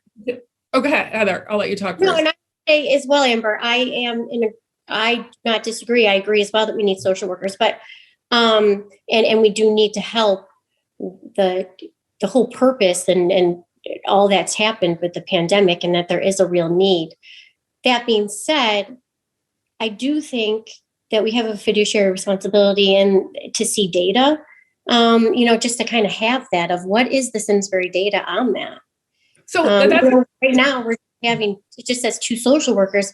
We don't have data to know, do we need 2? Do we need 3? Do we need 1? I mean, I think that is something that should be provided.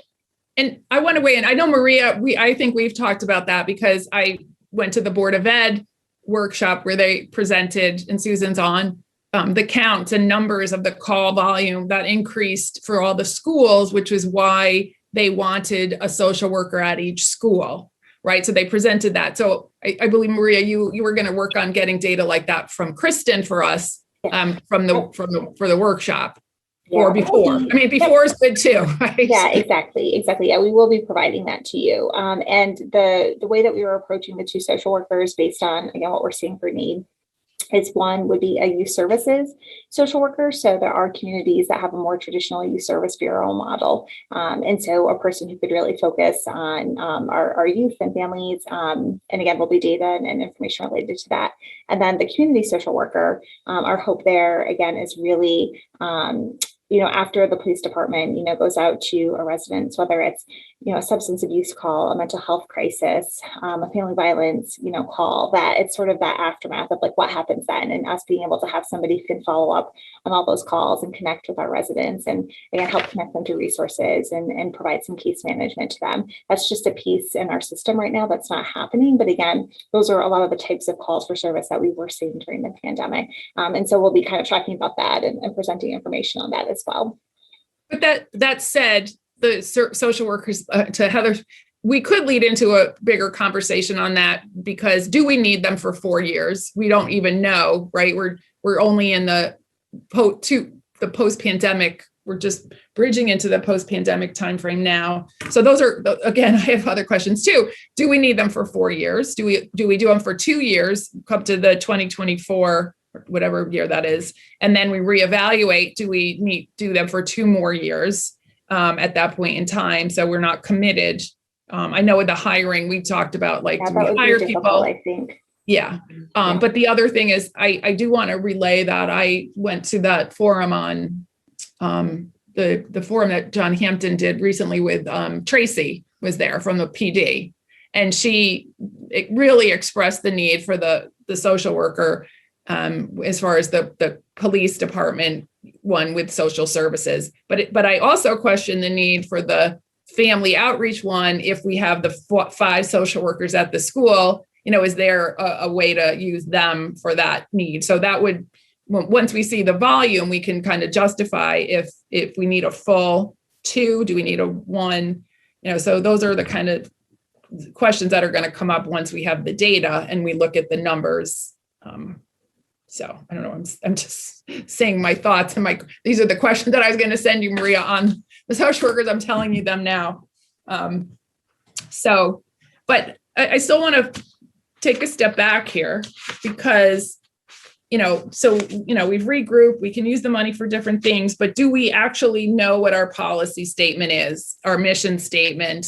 Back to Amber's point, and Amber's kind of pushed this before with me, is,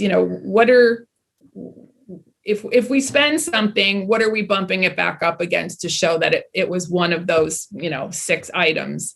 Are we good with the items that are presented in here? And is it just a matter of rewording this resolution / policy / mission statement for the board or for the ARPA funding to push forward? So that's one task I see. Then another task I see is really looking at the old list, which the town put together, which still is under the interim rule and I don't know if it's been updated for potential uses with the current final rule, and then include any public hearing items and items that have come out of, departments or boards and commissions, and look at everything in totality, because I don't know if we've really done that recently now that we have a final rule. So I see those as 2 things that kind of need to happen so that we can spend this money wisely.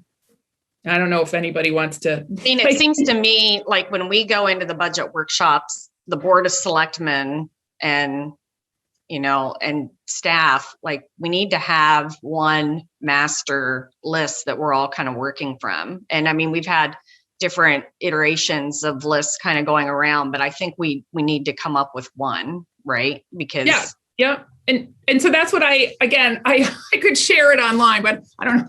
I put together that initial list because it has data qualifiers in the list. I've sent it to everybody, but what is the source of that item? Is it the town manager's proposal? Is it a Board of Selectmen goal? Is it from Main Street Partnership?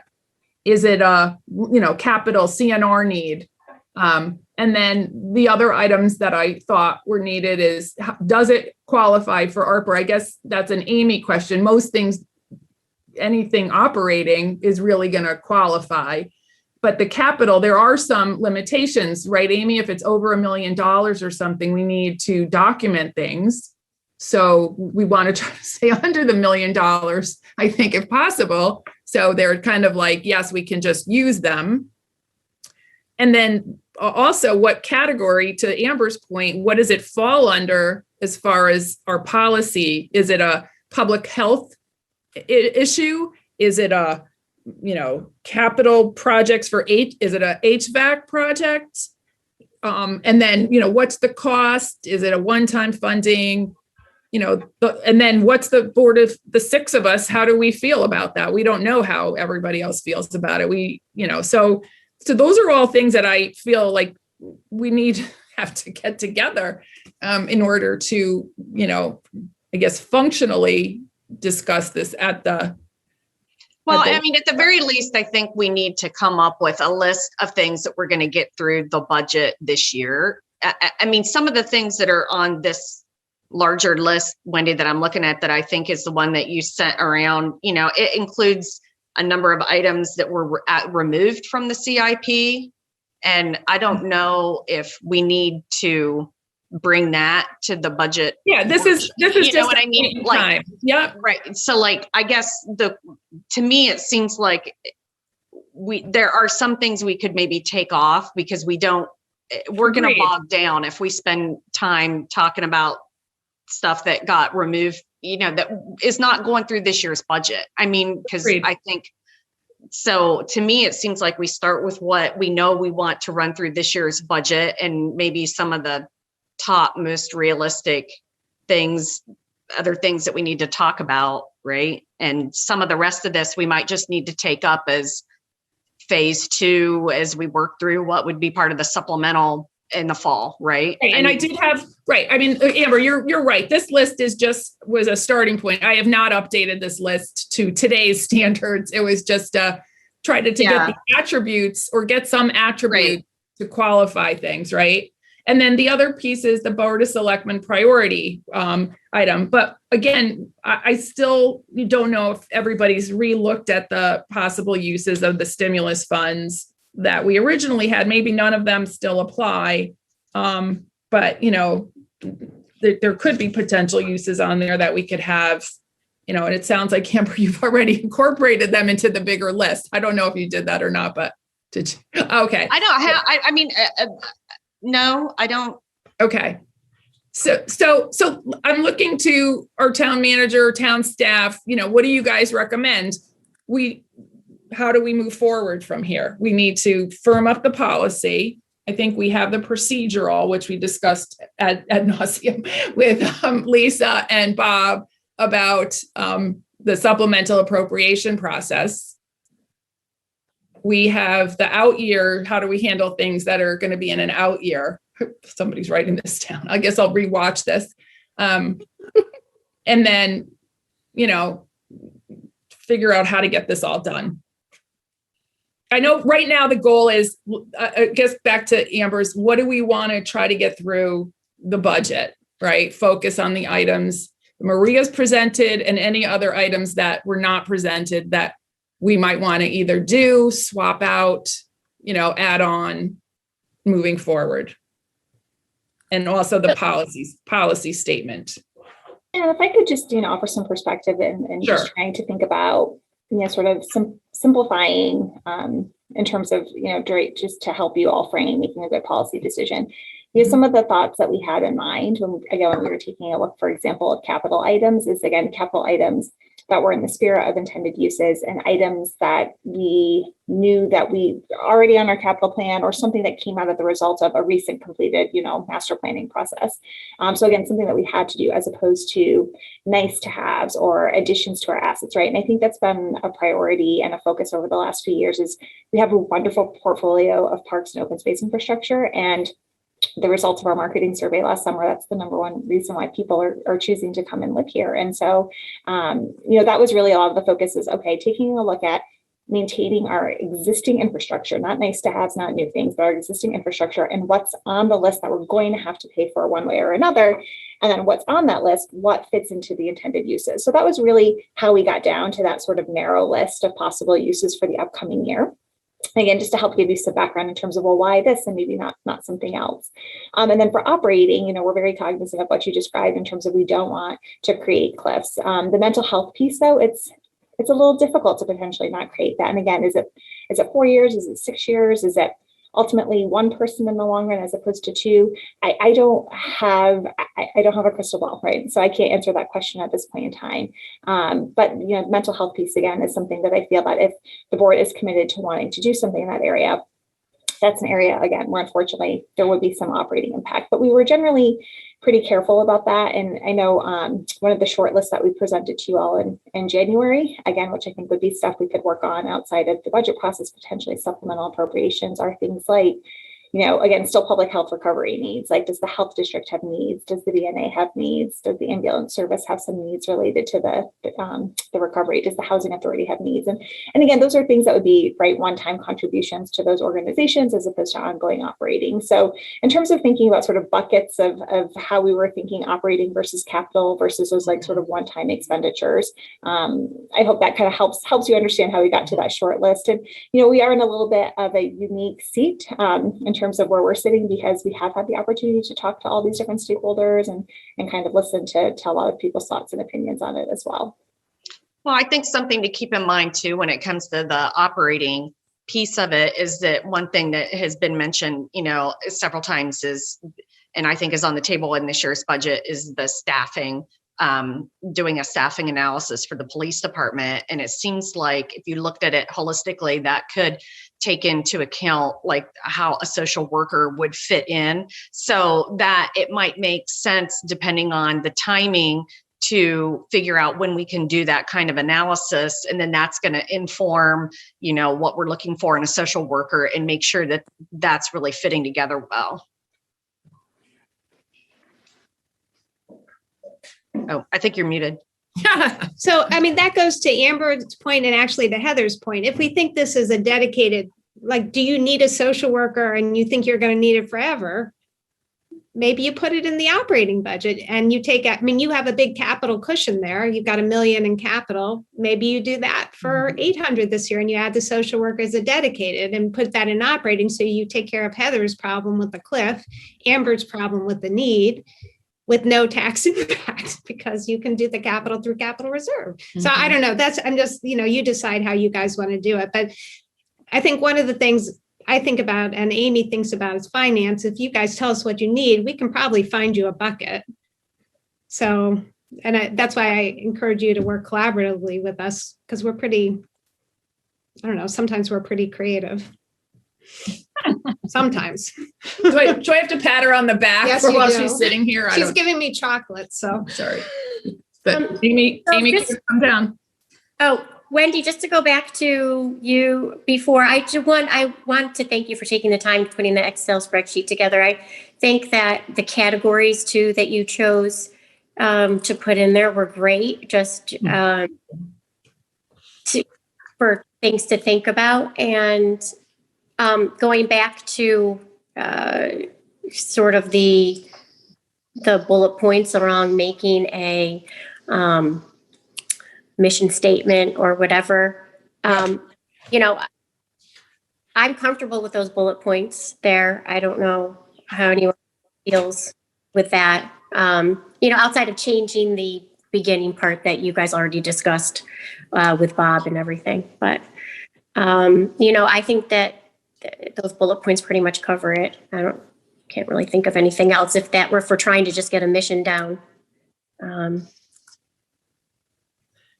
Yeah, I'm okay with that. And then I think we should just, everything on the master spreadsheet should fit under one of those categories, right? agree. I agree. And then also back to your point, Wendy, of, a lot of the initial list was done prior to the final rule, and with us just moving this subcommittee to the finance subcommittee, to your point, I think it does make sense to kind of get one list to really look at. Okay. So we're good. Let's just talk, let's like firm up the policy, right? I agree. Are we all good with the items that are outlined in here? Are we missing any items in here? Just trying to see. HVAC project support town. I mean, I guess it says other categories or items as may be determined by the board at a later date. So kind of covered in Maria's document. Business. Do we have to, yeah. I was typing while we were talking, and just with some possible revised wording that might help you guys to take a look at. So let me just pull that up and see if I can share my screen one moment. Oh, yeah. That's true. And we could actually align them to our goal, right? Like we had a lot of goal settings. I don't know if that's what you're doing, Maria, but we had public health and safety rather than recovery. So again, I was just trying to type while we were chatting, listening to feedback. So under number 1, reworded it. And again, we can play around with the wording, but that the Board of Selectmen intends to use ARPA funding on, such as, but not limited to. But then number 2 would be new. And again, we can reword this, but when possible, the Board of Selectmen will consider appropriations of ARPA dollars through the annual budget process. Other uses of ARPA dollars will be considered as a supplemental appropriation. Does that kind of, I think that gets at what you all were talking about for process, but if you guys could just confirm, or if you prefer different wording, we can still smooth out the wording. Yeah, can you make it bigger? Well, I was trying to make it bigger in here, but I couldn't do it. If you could see us squinting in here. Is that better? Thank you. Yeah. Okay. I would like we don't mention public safety. So maybe can we say public health and safety instead of recoveries? Just because that lines up with our goal also. And public health, we all know that this is just a public health crisis. There's really no recovery. It's just. Yeah. So, I mean, again, I think that's a policy decision. I believe it was either the first and or second round of stimulus funding. There were intended uses around public safety. I think this time, again, just in the spirit this time around, public safety wasn't necessarily flagged. It's something now that we have more flexibility, if Amy agrees, I think you could add that category, but we did have the opportunity to spend some of the first and second rounds of funding on public safety dollars. Okay, because I do remember reading a lot about use for. I think there was some public safety issues for certain communities that were experiencing increased like gun violence and other types of violence as a result of the pandemic. I remember specifically reading about that. I don't know that we have those issues here, but well, yeah. Well, I make it a category, I guess. Well, I was going to just include it because I'm just thinking safety, like everything that we do infrastructure wise is for safety, not necessarily health. Like the HVAC or even the design on the bridge is future safety of people. If we do the rescue dog, I don't know. I don't see it as a negative that it's not included in I think what Maria, you're saying, it's not really called out in the ARPA documentation, but there was a lot about police and things like that in the ARPA documentation, at least that I thought, which to me alludes to safety, but I just think safety lines with our goal, and public health and safety is still public. It all relates together. I'm not going to die over that, but I just think it could say that. But other than that, If you guys ultimately want to include public safety, we can add that. I think the bullet under capital projects and purchases that support town-owned outdoor infrastructure, if for some reason you did want to fund some portion of the Flower Bridge restoration, right, that would fall, I think, under that category. Or again, the capital projects, and this was part of the original guidance, capital projects to support air quality and HVAC systems. Public health recovery, I think, was focused a lot on like vaccination clinics and actual public health, through social services type and nonprofits that governments partnered with to provide those services. Yeah, that's a great point, Amber. So public health recovery would be things more like the health district's needs, the VNA's needs. I know the health district is putting together a list that they're going to share with their 10 towns. And one of the items that they're going to be asking for is a vehicle that they can actually transport all of their vaccination supplies to, because they kept having to borrow vehicles from us, from Farmington. I think at one point they had looked into rental vehicles because they didn't have a proper vehicle that could store the supplies, particularly those that needed to be refrigerated. So that's like an example of a one-time purchase that would fall under the public health recovery. Yeah. Okay. Well, if we said, well, nonprofit recovery, never mind. All right, if nobody's going to fight for the safety, if nobody cares if that says public health and safety, I'll leave it as public health recovery. To me, they both go together, and it was a goal. So. To me, they seem different, but okay. And so I don't know. I would leave it the way it is. I guess the question is, what if is there anything in here that allows us, if we want to use any of this money for some of the police department asks, which we haven't talked about at all, which I don't know what they are, but I mean, there's if we want to go above what's budgeted, or if they present, some of their capital needs, if we wanted to use any of the money for that, which I think we're allowed to do, that would be public safety. I think the last bullet there kind of gives you a little bit of a flexibility in terms of changing or adding, at a later time if there's other items you want to consider. Okay. All right. So let me. Yeah, and then also with the police capital needs, you might recall, and we've just been keeping the math on this, but they do, through their private duty fund, there is a portion of their fund balance now on an annual basis that's then being transferred to the capital reserve. So for example, the capital reserve funding recommendations in the upcoming budget for the CNR items for police. So we do have that bucket of money, if you will, to cover their CNR needs. Okay.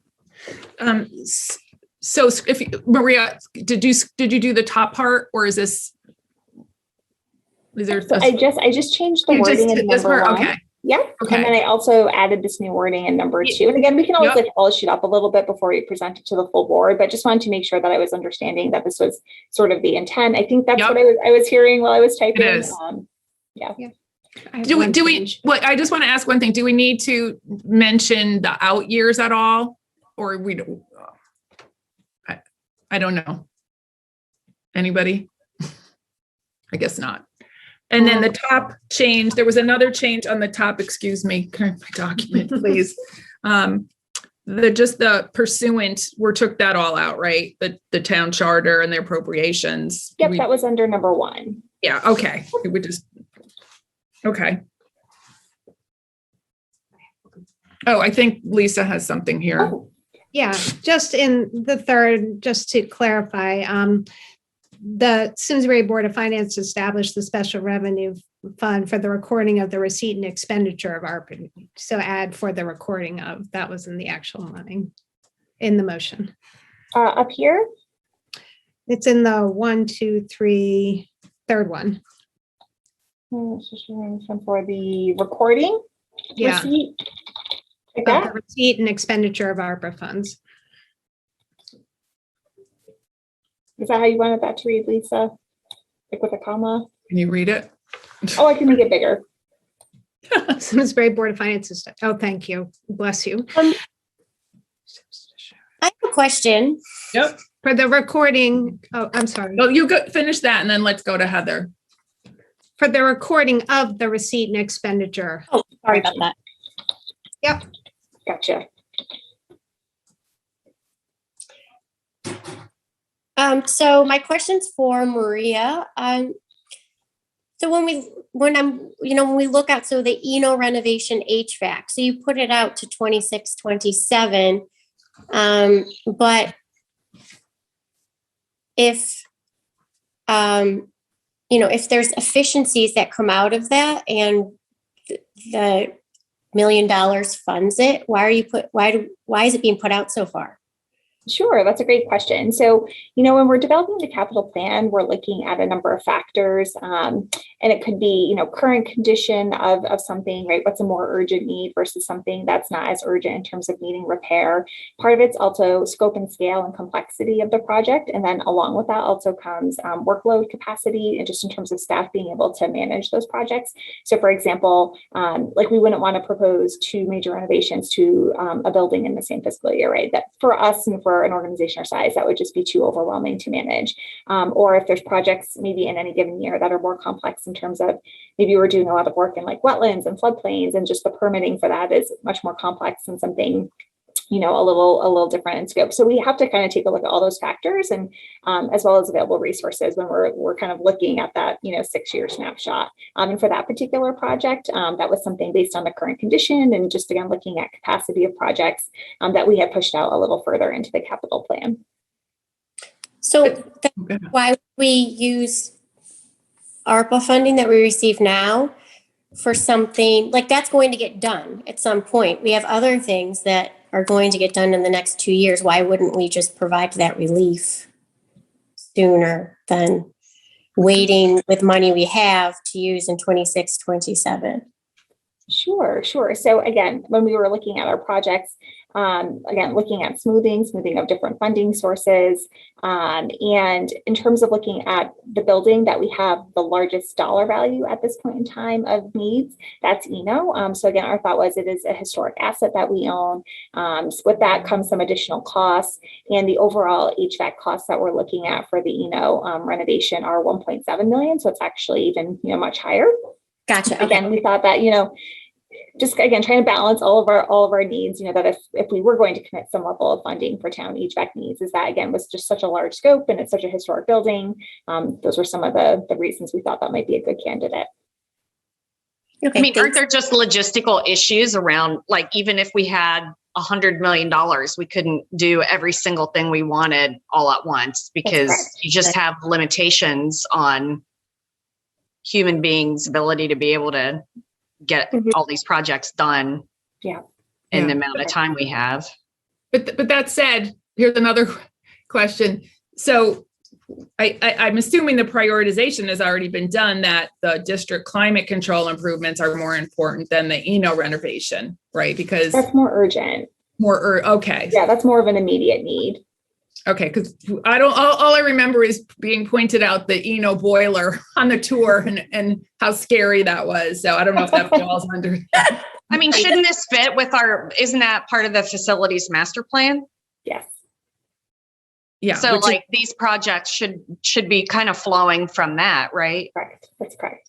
Yeah. And exactly, are those we got a lot of this information from in terms of building out our plan and, kind of moving these, again, a lot of those recommendations and cost estimates came from that plan. Yeah. But that gets into, are those the facilities master plan, does it prioritize each project to know, I guess it should, right? Which ones have to be done sooner? I think that's in there. Right, exactly. So we do know which ones have more of an urgent need versus less of an urgent need. Yeah. Okay. So that's just a good piece of information to have for going through all of these too. If we wanted to swap anything around, right? Like, move something up or move something out that we think is more important or lines up better, for example, the backstop at the Terriffill School softball backstop. If we're doing all that work at Terriffill School, we might as well lump that in together. And we're doing the backstop at Weetog Park. Who is it? Somebody said they would get a deal, right? Because we're doing 2 softball backstops. Okay, so I think, what time is it? I think we've all kind of talked out here. So we have the resolution / policy statement pretty much done, which was good. My mission statement, I'm just going to keep calling it because I'm only thinking of Jerry Maguire.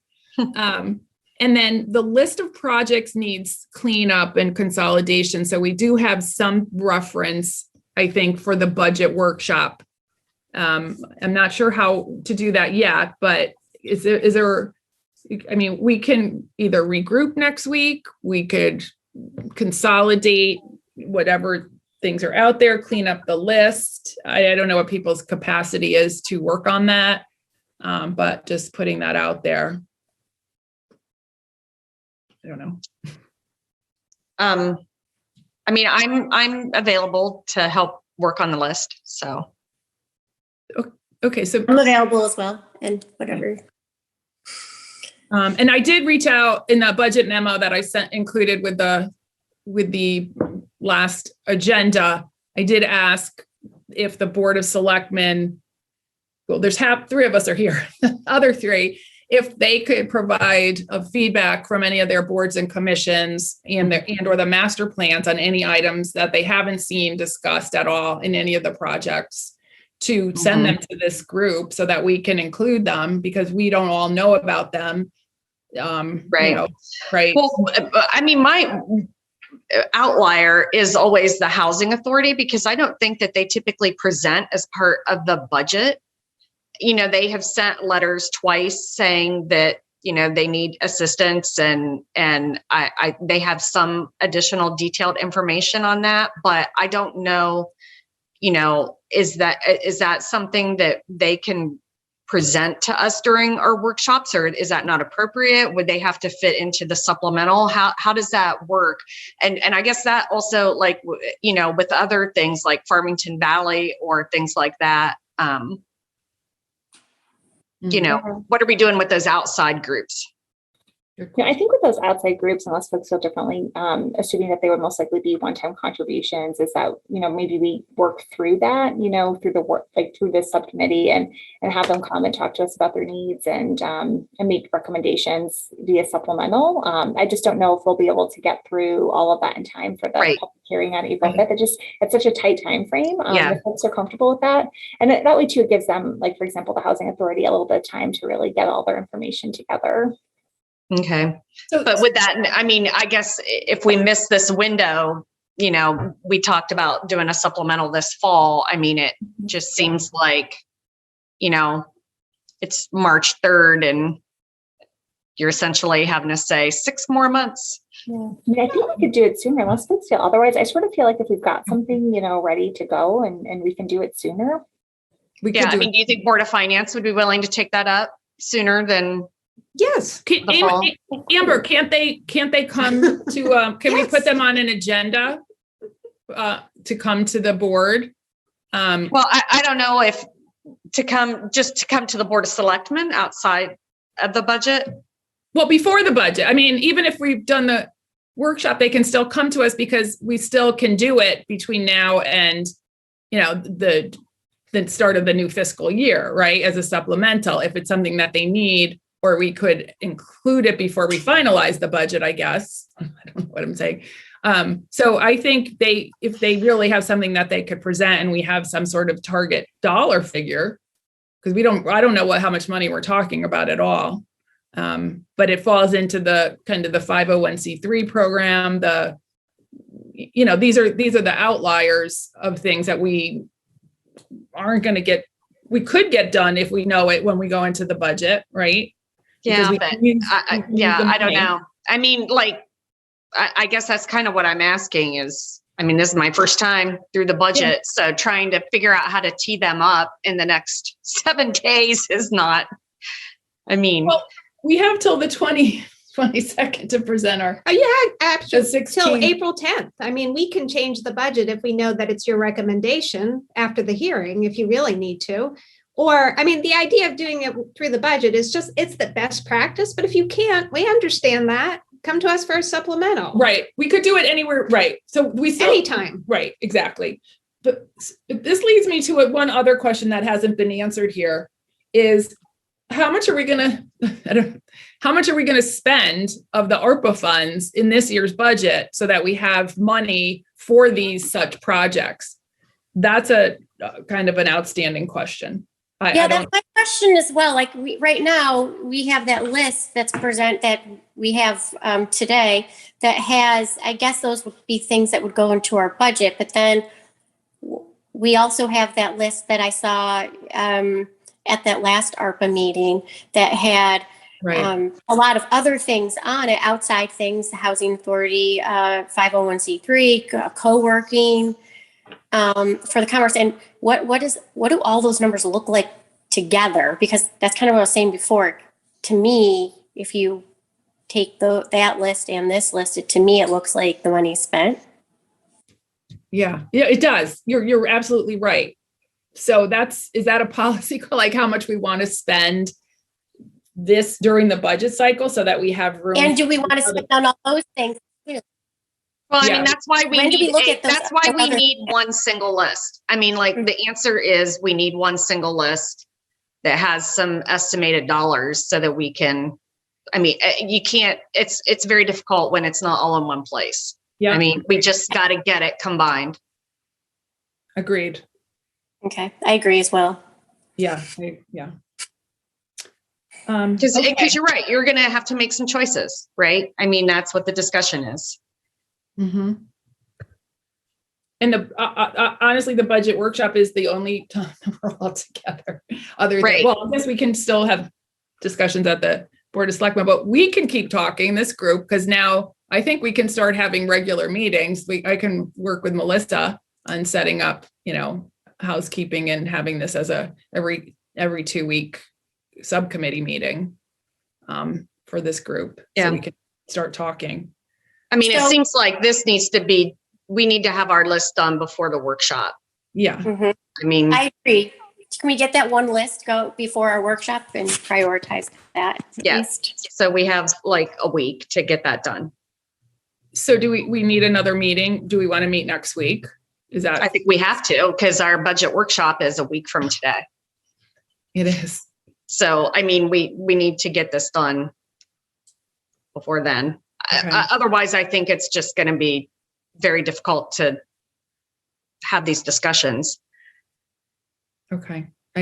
So we're going to work on setting up something for next week. I mean, I know you guys, Melissa, Amy, Maria, probably have a lot going on, but if we could try to figure out another time. I mean, I can do this time again, and it's before the next.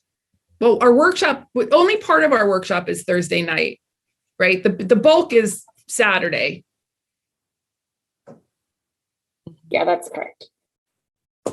So I'm open, I think, next week. We want to take that offline to schedule people. And maybe it's something that, I'm sure Maria and the staff are going to be really busy getting ready Yeah. for the budget. I mean, I don't know if this is something that we could work on, kind of pulling together a draft of it and going Yeah. through it, and then we could circulate it and get comments from staff and kind of, I don't know. Is that okay to do it that way? Yeah, I would say, I mean, however we legally can share, or work on independently and then pull it together. We can do an attempt like that and then meet and review the consolidated list. This is where, this is where I've asked this question. By having a Dropbox file, did I ask Maria this? Did I ask, by having like a Dropbox file where everybody could share an update or a Google Doc, does that mean that's considered a meeting? I think it would be, and I think staff had looked into that. But maybe some combination of Amy and Melissa, I could connect with Amber. I think if there's like one gatekeeper, if Amber's willing to be the gatekeeper, since she has a good spreadsheet going. But then let me just think through how we could do that for you all without it constituting a meeting via via email or something of that nature.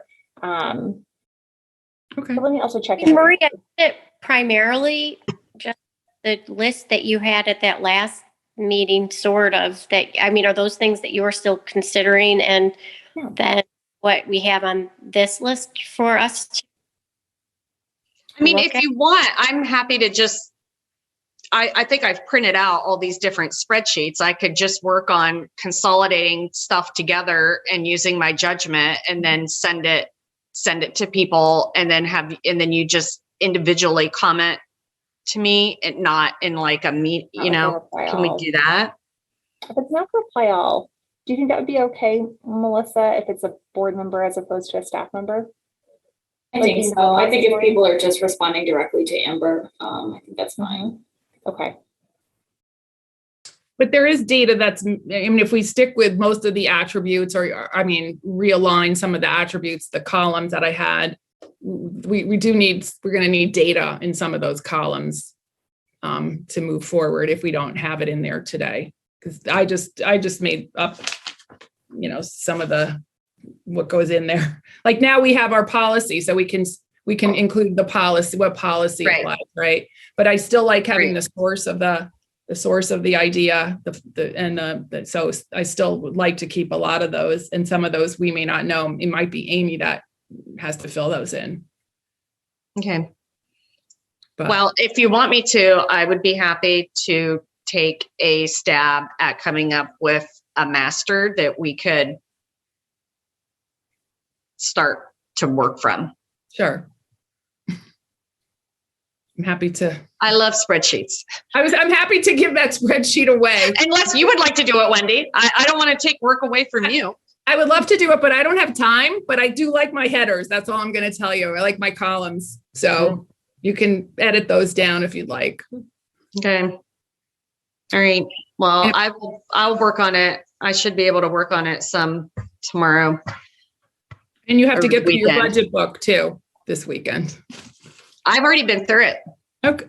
Okay, good. All right. So I'm only on the capital section. That's my favorite part. So I have to move on. But all right. So yeah. okay. So I'm going to adjourn the meeting. I'm going to All right, ask for good. a motion to adjourn. A So second. moved. Okay. All those in favor? Aye. Awesome. Thank you so much, Thank you, everybody. See you guys. Bye.